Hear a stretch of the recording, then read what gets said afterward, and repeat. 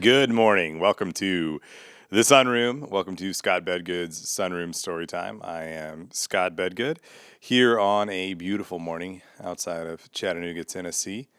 We've been having amazing weather here in late August.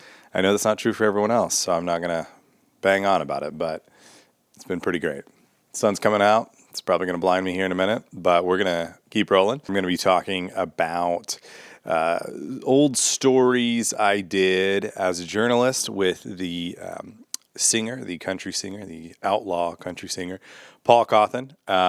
He was here in Chattanooga this past weekend, got to see him perform, go to his show, and it just reminded me of some fun stories I did for Cowboys and Indians Magazine and Texas Monthly. And so we're going to talk about those because even more than what's in those stories, there's some funny and wild experiences as part of that, and a little bit of a peek into my work as a journalist, because I don't know that I've talked about that too much on this podcast. So we're going to get into that.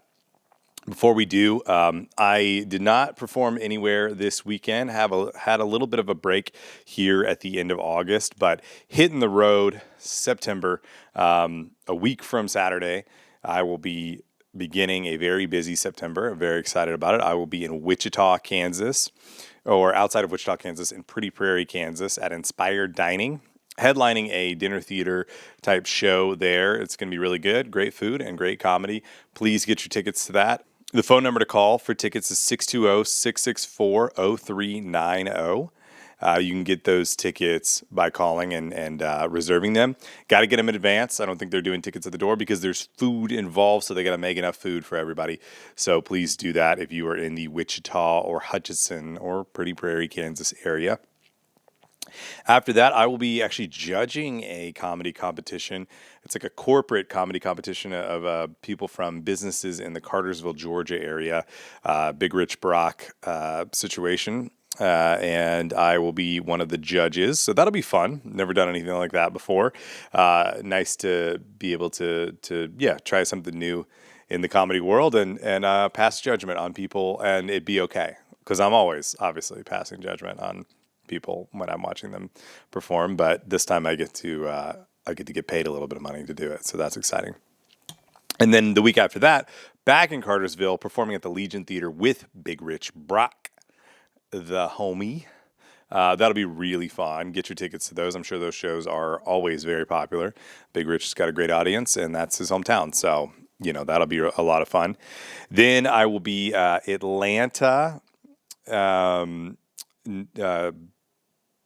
Helium Comedy Club, could not think of the name. Helium Comedy Club with Chris D'Elia, September 25th through 27th. That's 5 shows that weekend. Then I got a corporate in Dallas the day after that, Monday night. And then I have other shows that I'm starting to fill in October and November. Got a big couple that I would like to announce, but I can't officially announce them right now. But watch this space, watch Instagram and my website. Those will be added there as soon as I'm able to announce them. So I'm excited about those. Also shirts. I'm going to do a quick change and you'll see the shirt. Ready? 1, 2, 3. Yep, there it is. Quick change. Here's the shirt. It's a Scott Bedgood comedy shirt. Got a new order in. If you have been wanting one, please get your order in, and I will send it to you. $35 for the shirt, $10 extra for shipping. Every time I post about it, every time I talk about it, more gets sold. I sold one to a friend last week, and then I saw him the next week, and he told me he wore it 3 days in a row.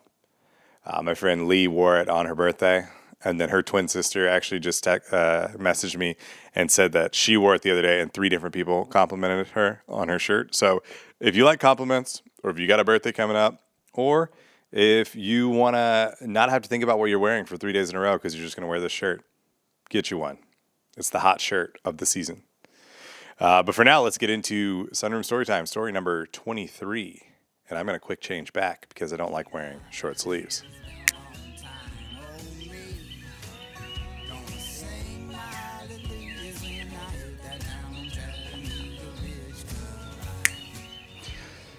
Okay, I'm back and I'm ready to talk about my stories with Paul Cauthen. Talk about get a little background in my journalism career, my music writing career, and some fun stories with Big Velvet because he's a fun guy and he's funny to talk about, fun to talk about, really interesting, and I mean, a great artist. So I have a journalism degree from the University of Oklahoma. We've talked about this, and I'm doing obviously a job. I don't know if that's obvious because I don't know if you're listening to every episode, but I'm doing a job series that I'm going through my employment history throughout this podcast. Every once in a while, doing a new job, and so we haven't even gotten into my post-college jobs yet in that series. But as we will find out if you keep listening, I did get a journalism degree, and it was very difficult finding full-time journalism jobs, and very rarely ever had one that was like full-on like journalism. So I did a lot of freelance writing, and over the years got to kind of built my reputation and my contacts, and got to write for some pretty big magazines. And that was kind of my goal as a writer. I originally had wanted to be a sports writer, but I have a lot of other interests besides sports, and music was one of those big interests. And I always really wanted to be one of those. I always really wanted to write those kind of like Rolling Stone. Really detailed, 10,000 word. You hung out with the artist for weeks at a time. You went on tour with them. You really got to know them. Those kinds of profiles, right? Those big ones where they're on the cover and, maybe something happens while you're doing that story and it becomes this big thing. And oh my gosh, this is an amazing profile. And, those are the kinds of things I loved to read, and I love the GQ like all those kind of things where it's like, wow, this is the first big story about this artist that is blowing up. One I'm thinking of, like for Texas Monthly, was about Leon Bridges, like kind of as he's working on his second album, or maybe it was before, I think it was before his third album, where they really kind of got into like, man, what was it like blowing up out of nowhere, being famous, and now you're famous, and what's the toll that's taken, and what is his life like? Those kind of things. Those are the stories that I really wanted to do, and I wanted to work my way into being able to do those. And I never fully did. I never got to that point, and one of the reasons was because I realized, like, to get to that point, it wouldn't have been worth it. And there's a lot of internal politics about who kind of gets those types of stories, and there was just so much that it never worked out. But I wanted to do those kinds of stories, and that's what I was really trying to get to with this piece with Paul. And I had done a lot of music writing prior, where I was able to call artists, and I got to interview a lot of artists that I really admired. I mean, I got to do a story with Lecrae. I got to talk to Andy Mineo. I did a story with a guy, Anderson East, who was really, really good, and I really liked a lot. I did a story with Samantha Crane, who I still just love a lot. And I even interviewed Boys to Men, but they were all on the phone, and there's just a different level of I don't know, intimacy, I guess, or familiarity is probably the better term, because I don't mean like intimate in that way, but familiarity from on the phone versus in person. On the phone, you could be talking to anybody. You're just asking some questions. You might get a couple good questions in, but they're not going to be. There's not a lot of insight into who this person is when you're talking to them on the phone, right? You're not around them. You're not spending time in their space. And so I think the only other story that comes to mind that started to get to where I wanted to go with this was I did a story with the band Mute Math, which had been one of my favorite bands growing up. And it's a very weird connection. Tyler, where I grew up, Tyler, Texas, actually comes into play in both of these big stories now that I think about it. But the drummer for that band married a girl, his drummer for Mute Math, his name is Darren King. He married a girl from the band Isley, which Isley is from Tyler. And I remember one time I was sitting at a taqueria called Los Hueros. Yeah, Los Hueros.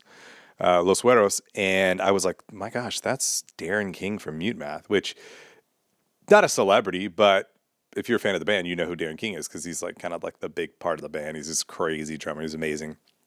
So I went over and talked to him, and he was like, yeah, I live here, and blah, blah. So I kind of had that connection. And I was writing for this company I was working for that we had a website where we covered kind of whatever we wanted. And so I was like, I want to do a story on Mute Math. They have a new album coming out. Was able to connect with their people, and they let us do it. And so Darren kind of had a little bit of familiarity with me because I had met him this time, and I got to go backstage. They had a show in Dallas at Club Dada. I got to get there early, got to hang out with them in the green room and interview the lead singer Paul and talk to Darren and do a little bit of that, which was really cool, like to actually get to do some of that behind the scenes music journalism that I'd always wanted to do. But that was it. It was before a show, that kind of thing. But it was great. I really liked it. So I wanted to keep doing more of that. And so several years later, I was looking for opportunities to do freelance writing, and I was like, I want to do some of these big music profiles. I'd gotten a connection with Cowboys and Indians Magazine. And I was like, there's this guy, Paul Cauthen, who had released an album several years prior that I really liked. And then he had a new album called Room 41, which was incredible. I mean, just an unbelievable album. And I knew the story behind the album was even more compelling because it was called Room 41 because he had recorded it over the course of a few years while he was living in Room 41 at the Belmont Hotel after just like a major crash out, drugs and alcohol, and broken engagement. And he just kind of he just crashed, and he lives in this hotel room and he records this album that is incredible. And the most famous song on it it's called Cocaine Country Dancing, which tells you a little bit about what Paul Cauthen's about. Fun, wild, outlaw, all that. But there's also a bunch of songs on that are actually very introspective. There's Can't Be Alone, which is literally like, I don't know how to be alone, right? It's very vulnerable. And there's Slow Down and Angel. There's love songs. There's funny songs about like getting pulled over. You get pulled over with the devil's lettuce out there in East Texas or whatever, but it's this great album. And he's from Tyler, Texas, where I'm from. And so I was like, you know what? I don't know him personally, but I think our Tyler connection will help me potentially get this story. And so Cowboys and Indians said, yeah, if you can get in contact with him, if you can do a story with him, like you can. So I got in contact with these people. It took a while, but they were like, yeah, he's interested in doing this.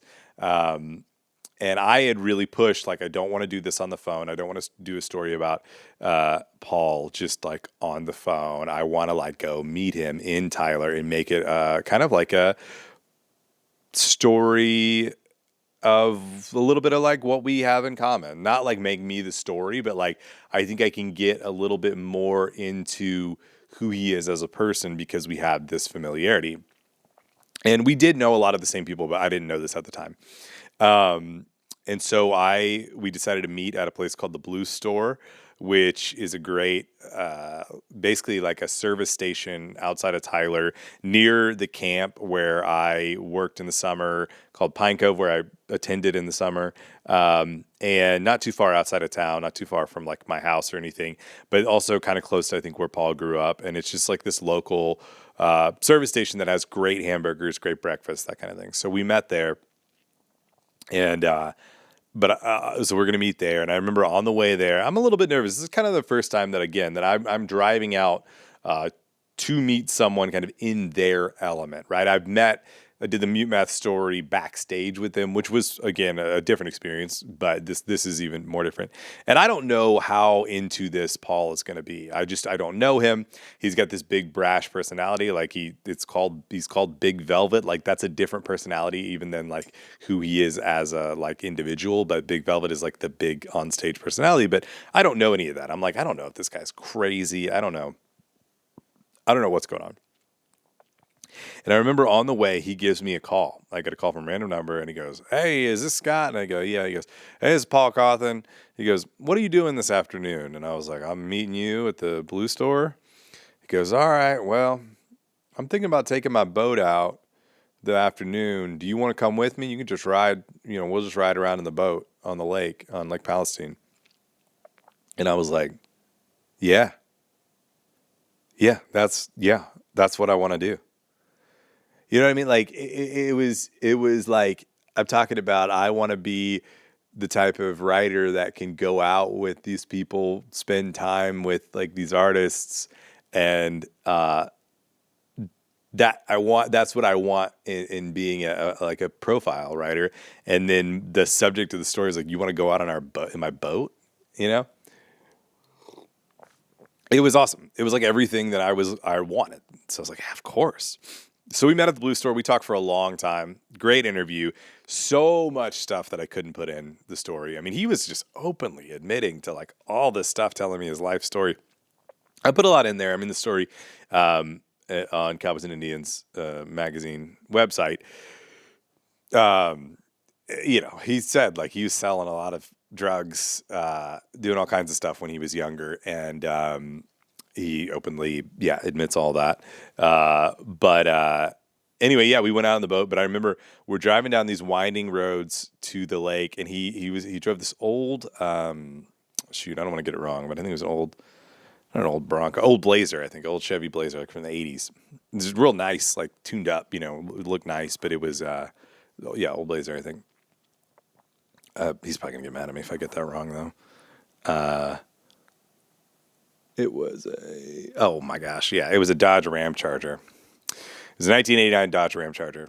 Anyway, we're winding around these roads, and we're both from East Texas. We know how the law enforcement of East Texas works. And he even says in his song, if you get pulled over in East Texas with that devil's lettuce or whatever, and he goes, hey, the weed's under your seat, so if we get pulled over, it's on you. And I was like, what? What?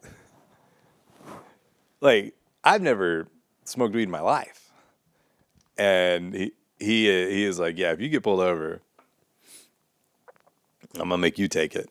Obviously he was kind of joking. I don't know how much he was joking. I think he was kidding. But I can't guarantee it. And I don't know if you can get out of a charge like that if you're like, I'm a journalist. And they're like, oh, are you a journalist? Looks like you're just hanging out. But yeah, that was the only time I've ever felt like I was like working for like Vice or something. Not Cowboys and Indians Magazine. I was like a Vice reporter at that point.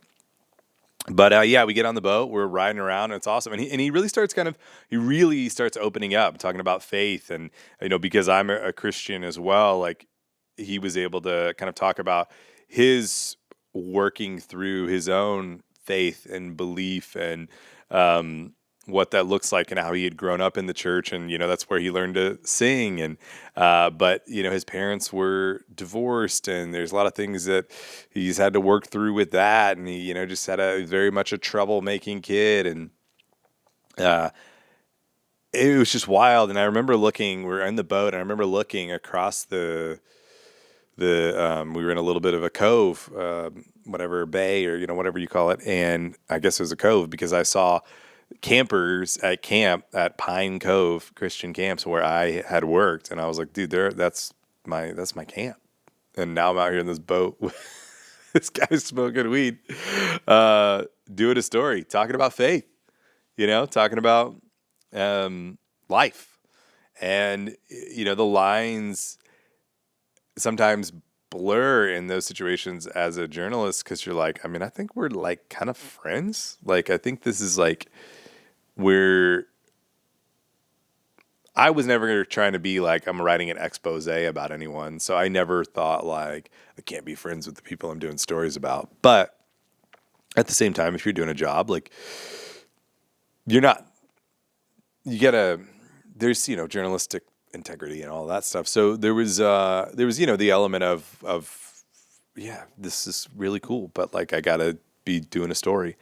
And it was also interesting because like we were out so long, I couldn't record like hours of conversation. My phone would have died.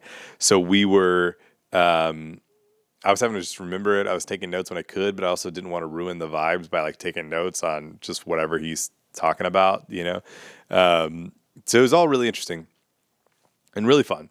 So I got to write that story. It got published in Cowboys and Indians Magazine in looks like January 2021. was when it at least is on the website. So yeah, that must have been during 2020 that I was doing all that, which is also funny when you're thinking about COVID and I had a less than a 1-year-old and all this stuff. I mean, it's just so crazy thinking about. That was in the summer of 2020. And then, of course, the way magazine stuff works out, it took a while for that to come out. And I think, like I said, the Leon Bridges profile or those kind of profiles, when I think of the magazines that do those the best, it's GQ or Rolling Stone, but Texas Monthly. Texas Monthly is like the iconic magazine of Texas, really not even just of Texas. People who don't even live in Texas read it. They're amazing, and I'd always wanted to work for them. And over the years, I've done a few stories here and there for the website. Didn't pay very well, was never fun to work with. The editors were always pretty tough, not great, not super nice. Never really enjoyed it, but it's Texas Monthly, and the reputation is amazing. And my goal was, okay, that was the web, but I've got to get in the magazine. If I can get in the magazine, then I've made it as a journalist.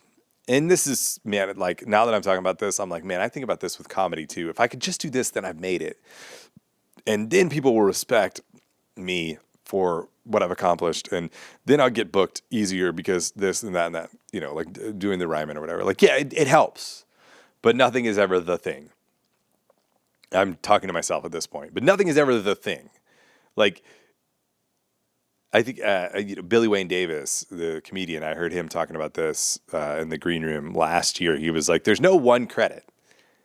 It's all the credits. It's stacking credits on credits on credits on credits, and then that eventually will start snowballing and helping your career.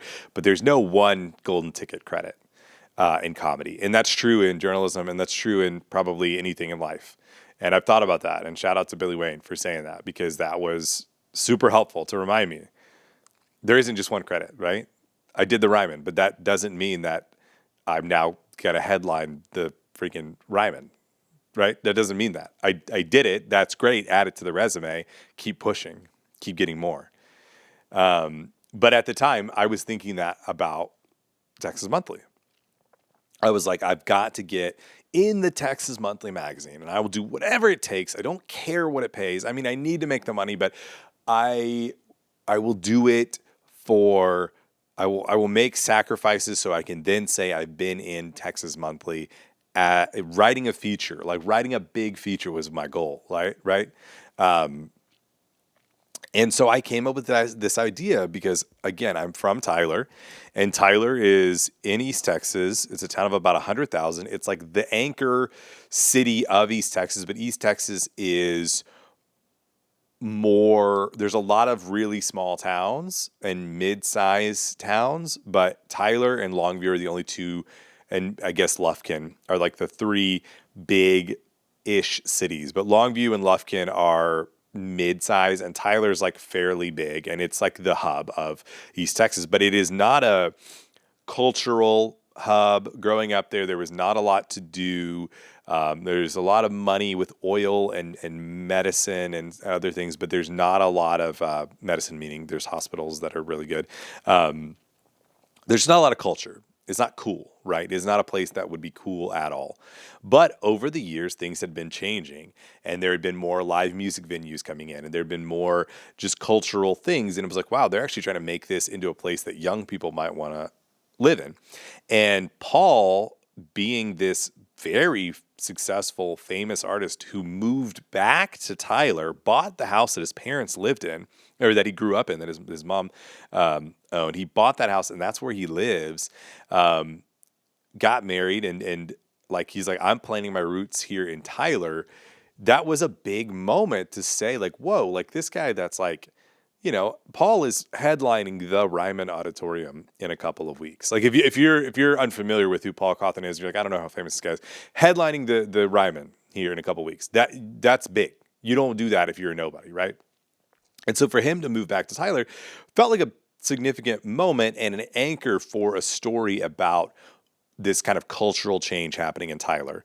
And so I had pitched this story, and there was a new editor at Texas Monthly, Josh Alvarez, who, again, this is such a like Texas Monthly thing, but I like Josh. He obviously helped me out here. Not from Texas. I don't understand how doesn't make sense how they're hiring people for Texas Monthly who are not from Texas, or at least haven't lived there for a long time. That just is so confusing to me. But Josh has done a great job. He's spent years there now. He's really ingrained himself in the culture, and shout out to him. It just to me is very weird. But it helped me out because I was like, he was new to Texas. So when I'm telling him this stuff, he's like, yeah, okay, that sounds great. And I was right. But he often, what I would experience from very Austin-centric people at Texas Monthly was this sort of like, they tended to believe their own Austin-centric view of the state and not anyone else's. But Josh was like, this sounds like an interesting story. The problem was it was a little bit too broad, and I needed to really narrow in and focus in on exactly what the story was.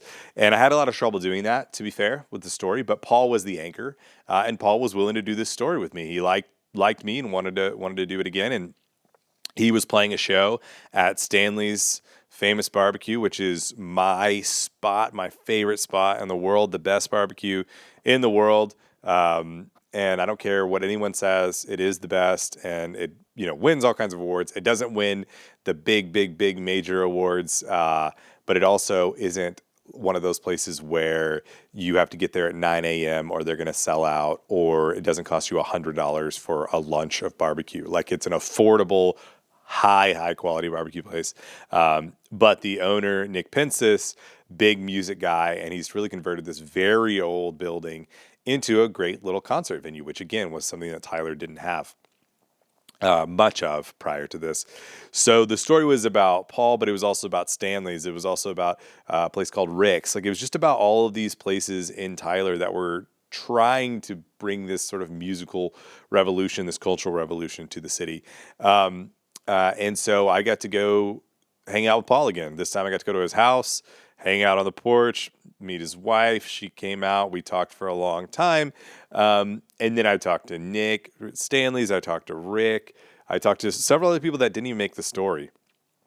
And the issue, of course, with any magazine article is the limited words, right? You've got a very limited amount of space. But the great thing about this one that was really going to make my career, I thought, was this story was going to go in the barbecue edition of the magazine, which Texas Monthly only does every 4 years. It is the big edition of their magazine. It ranks, the 50 best barbecue restaurants in Texas. It is a humongous deal to be ranked in the top 50, to be in the top 10. It is one of those big magazines that sits on people's at the doctor's office or whatever on their coffee table or whatever for years until the next one comes out. And I was going to be in it. It was like, whoa, like I did it, guys. Like I did it. Like after all this time trying to be in Texas Monthly, I actually got an article accepted to be in the edition of the magazine. And so I worked really hard on it. I talked to so many people. Like I said, I gone to Tyler. I went to Paul's show. It was amazing. I interviewed a bunch of people, and I had a lot of trouble crafting the narrative, but I think that over time we eventually crafted a really good story. It's sometimes I get nervous reading my old writing. This is one of those where I feel really good about it. Like, I feel like this is really good. And the pressure of Texas Monthly and the incredible editorial oversight that they have is so annoying to work with, but it's how they produce great work. So it's annoying. I had to do so many versions. At the end of the day, I think I ended up, the amount of hours I put into it might have been more than I put into writing my entire book. But certainly I think I ended up making about $4 an hour or something ridiculous. Like, I made very little money on this, but it was going to be worth it. And so we finally had this article that was really good. They actually sent out a great photographer. Let me get his name right. I think it's Andres Duran. Andres Duran. He went out, shot these great photos of Paul and his wife, shot some other great photos of Tyler on film. Like, these are great pictures. This spread was gonna look so good in the magazine. It was gonna make my career. And then Josh called me about 3 weeks before the magazine went to print, and he goes, "I hate to tell you this, but they oversold the amount of advertising in the magazine, and we had to cut about 4 pages out of it, and your story got cut." He was like, "I fought for it. I did everything I could, but they had to cut something, and they cut yours." And he goes, "But at the end of the day, we're going to make it look good online. We're going to give it a lot of attention, so it's a great spread online. The photos look great." He's like, "I'm going to do what I can, but I'm sorry." I remember where I was. I was standing in the backyard at my house in Plano when I got the phone call. And I just remember being like, almost like, I think it was the moment that broke me from journalism. It wasn't the last article I ever did, but it was one of them. And it was the last time I ever worked with Texas Monthly. I tried several other times. I'm not going to lie and say I never tried to write for them again, because I really still wanted to achieve that goal. But that broke me. Like, that was like, man, sometimes your goals, I don't know, sometimes your goals aren't worth it or something like that. But it was brutal. And the story looks great, and it lives on online, and that's where more people have read it than ever. And actually, it was one of the most popular stories online. So in the next edition of the magazine, they put a blurb about it. They were like, top, online stories, and they talked about it. So that was nice to be one of the top online stories and get mentioned in the magazine, but it wasn't the same. I don't have I would still have that today. I would still have that out on my coffee table, but I don't. And I don't mean to be cynical. I don't want to be whatever, but it was one of those things where it was like, man, maybe your goals need to change. And look, now I'm not even really doing journalism, and that might be one of the reasons. But it's also worth remembering, like, my comedy goals. I've got some really big comedy goals, some that I don't even want to talk about or mention, that I want to achieve. And I think if I achieve that, it'll make my career. And I just need to remember that if I do, great. If I don't, great. If I don't, it doesn't mean the end of it. And if I do, it doesn't mean that I'm going to make it, or whatever making it means. And I try to remember.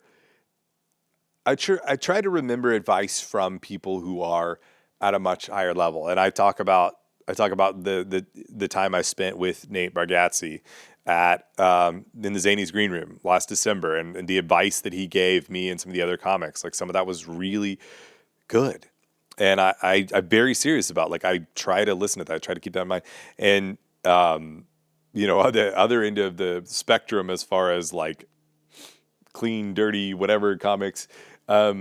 Even Chris D'Elia in the green room a couple weeks ago, he said to me, he was like, "I wouldn't have believed this if I told myself this when I was in your position, but I do think it's worth saying, don't get so caught up in the idea of making it that you forget how fun things are right now, how great things are right now.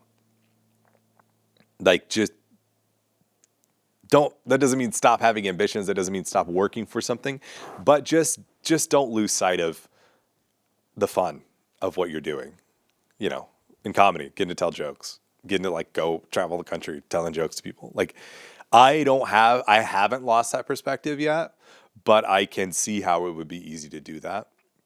And, so yeah, that was good advice. And I think that in this situation, I did lose a little bit of perspective just trying to achieve that goal of getting in the magazine, and forgetting that, like, man, I'm having fun. Like, I'm going to hang out with Paul, like a guy, like, not only is he a cool guy, and not only is he someone that even today, like when I went to this show here in Chattanooga, and I told my buddies that I was with that I like am friends with Paul. Like I was trying to get a chance to hang out with him.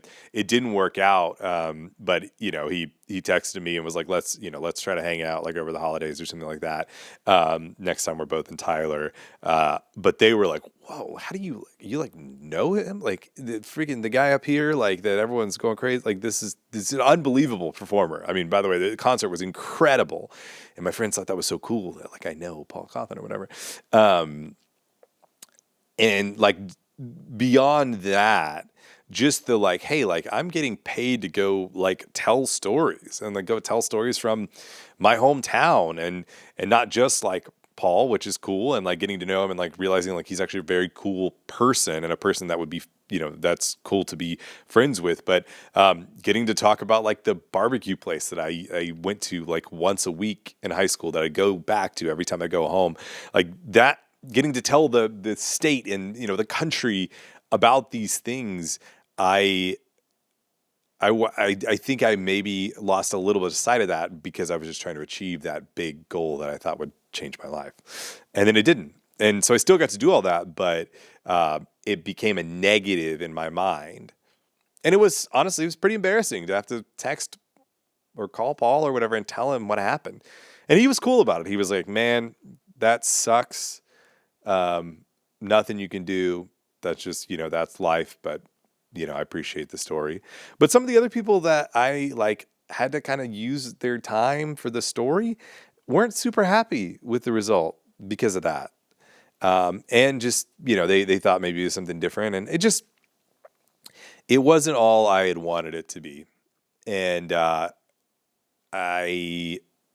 I think it's just, I put too much expectation on the outcome and didn't enjoy the process as much as I should. But that is my story of hanging with Big Velvet, of a little journalism background, little stories like that. And yeah, like I said, the show here in Chattanooga at the Signal was freaking awesome. And it's like a funny story. I got there a little bit early, and I texted Paul, and I was just like, hey, like, can I just come, say hello real quick, before the show backstage, just to, handshake, fist bump, whatever, just say hello. Not trying to take up, too much of your time or anything like that. And he didn't text back. And I was like, okay, whatever, he's busy.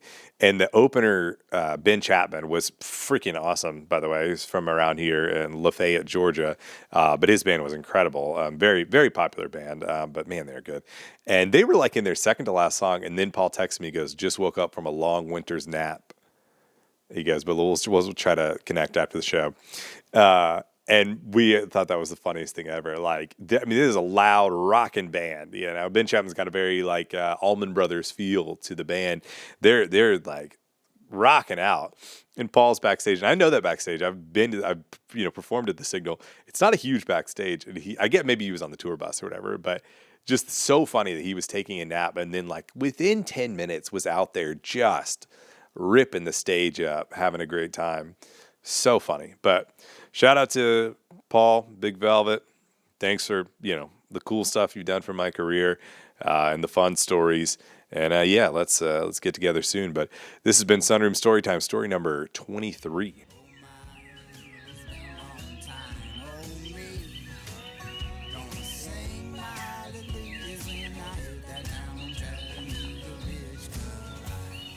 Okay, so for Wiki Wondering today, I'm going to do something different.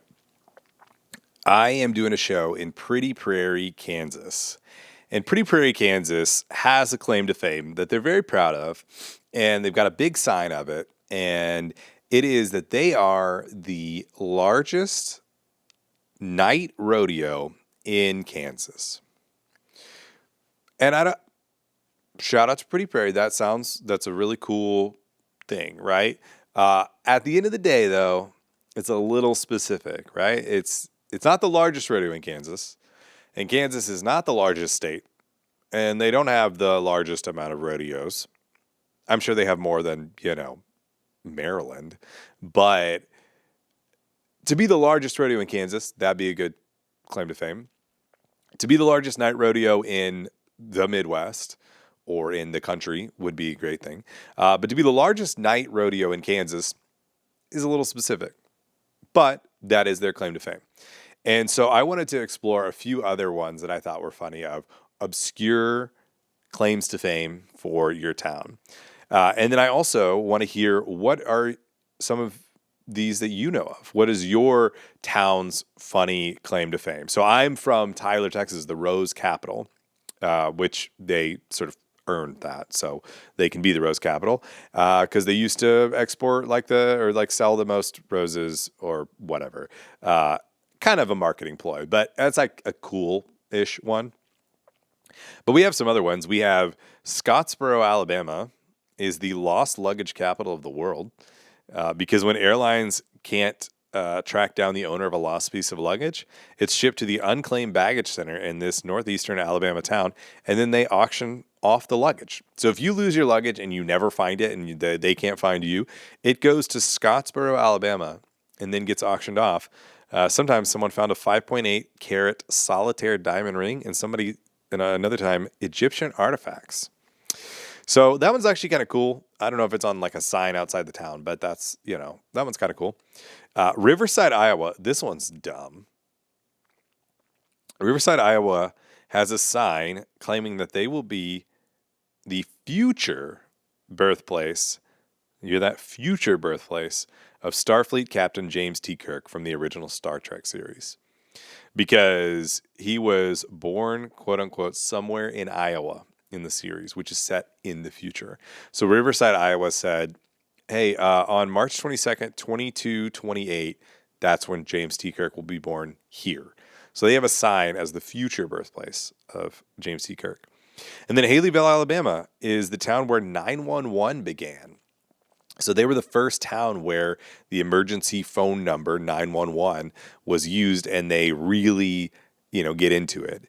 And then, of course, like famously Kansas, in Kansas, there's the world's largest ball of twine. So there's a lot of like roadside attractions and things like that. But I want to hear from you. What is your town's obscure claim to fame? I'm going to post this on Instagram, TikTok, and everything. So comment below. What's your town's obscure claim to fame? Can it beat Pretty Prairie's, the largest night rodeo in Kansas? And I'm doing a show in Pretty Prairie. So come out and tell me how fun the largest night rodeo is. I'm not saying it's not fun. I'm just saying it's a little specific. But Pretty Prairie is like a tiny town. So, they don't have a ton. So that's actually pretty cool for a really, really tiny town to have that. So, come out to the show in Pretty Prairie and tell me what your town's obscure claim to fame is. But I have other shows coming up, as I talked about. We'll see you out there in Pretty Prairie. We'll see you at the Legion Theater in Cartersville. We'll see you at Helium, Atlanta. And then, man, I've got some pretty cool things to announce, and hopefully I'll be able to announce that next week. But for now, let's wrap it up. This has been Scott Bedgood's Sunroom Storytime.